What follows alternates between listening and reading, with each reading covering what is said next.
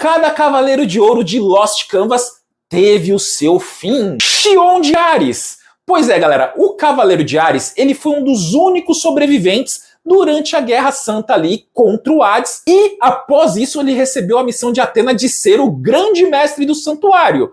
E ele foi sim o grande mestre do santuário até o século XX, onde ele acabou tendo seu fim diante do Saga de Gêmeos. Asgard de Touro. Após lutar bravamente contra o Cagarro de Bennu, o Hades ele lança uma nova investida contra o santuário. Porém, como ele estava muito ferido ali com a luta que ele teve contra o Cagarro de Bennu, ele acaba indo de arrasta para cima contra o Imber de Morcego. Porém, ele derrota o Espectro. Aspros e Défteros de Gêmeos. O Aspros, ele tinha uma ambição muito grande de se tornar o grande mestre do santuário. E aí o que ele faz? Ele trama um plano para, derrotar ali o grande mestre do santuário e ele assumir tal posição. Porém, ele é descoberto pelo seu irmão gêmeo Défteros, que acaba derrotando ele. E assim o Défteros se torna o Cavaleiro de Gêmeos. Porém, durante a saga de Hades, ele acaba encontrando seu irmão Aspros lá no submundo. E o Aspros, ele aparece para lutar contra o Défteros porque ele havia jurado lealdade para o Hades. Défteros e Aspros têm uma luta muito ali difícil. E o Défteros acaba entendendo que ele se sacrificando, ele faria com que a alma dos dois irmãos se unissem e formasse assim o Cavaleiro de Gêmeos perfeito. Então ele acaba sendo derrotado propositalmente pelo seu irmão Aspros. Manigold de Câncer. E ele encontra seu fim numa luta contra o deus Thanatos. Porém, durante essa luta lá, o Manigold ele tem a ajuda do seu mestre, o Sage. Após uma luta muito difícil contra o Thanatos, no qual o Manigold fica gravemente ferido, ele e seu mestre Sage conseguem aprisionar o Thanatos. Porém, como o Thanatos era um deus muito poderoso, eles percebem que o Thanatos ele poderia facilmente se livrar dessa ânfora e voltar ao corpo do hospedeiro, causando assim caos novamente. E, para selar de vez o deus Thanatos, o que o Manigold faz? Ele se joga com o Thanatos através de um portal dimensional, selando assim de vez o hospedeiro e o Thanatos.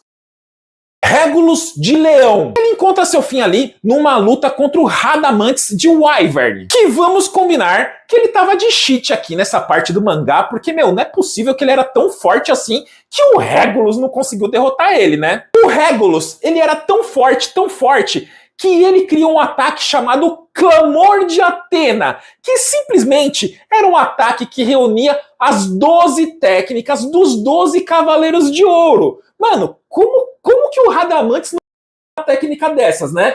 E ainda por cima, ele refletiu a técnica pro Regulus, que acabou, indo de arrasta por conta que a própria técnica dele era tão poderosa, que o corpo dele não aguentou a própria técnica e acabou indo de arrasta, né?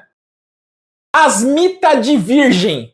Esse cara aqui era simplesmente muito forte e não perdeu sua vida em batalha. O que aconteceu foi o seguinte: ele simplesmente concentrou todo o seu cosmos para criar o lendário Rosário de 108 contas. Que esse rosário ele é usado para aprisionar e selar cada um dos 108 espectros de Hades.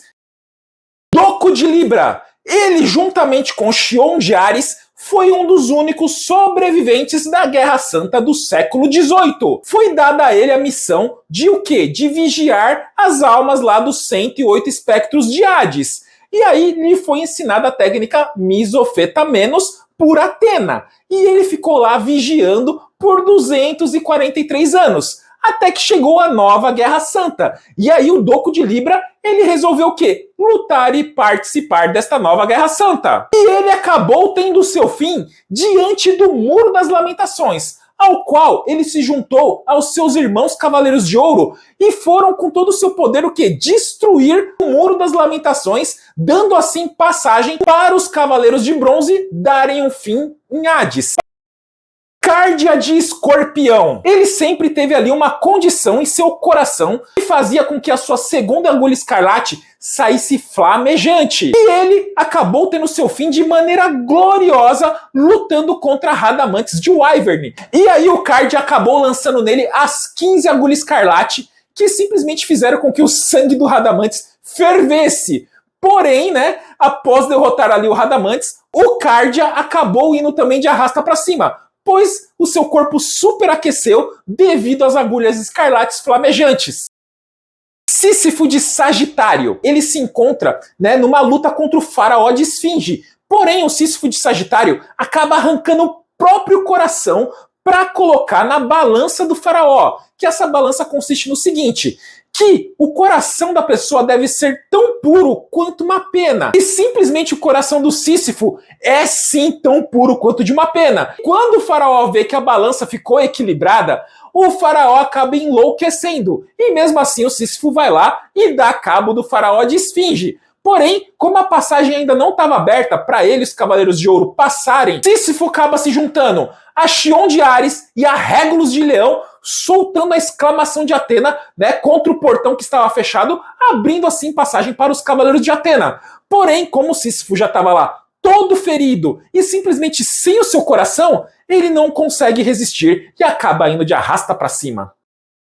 Elcide de Capricórnio. Elcide se encontra em uma luta muito difícil contra os filhos de Hipnos e acaba derrotando a maioria deles, sobrando somente Oneiros. Porém, Oneiros acaba fundindo, né, o corpo de seus irmãos com o corpo dele, se tornando um deus poderosíssimo. O Elcide, ele acaba recebendo uma ajuda ali estratégica do Sísifo, que fala para ele o quê? Que ele vai soltar uma flecha, e essa flecha deve ser cortada pela Excalibur de Elcide, assim dividindo a flecha em 4 partes, para ali, né, dar cabo do Oneiros, né, fundido com os seus irmãos. E é justamente isso que acontece.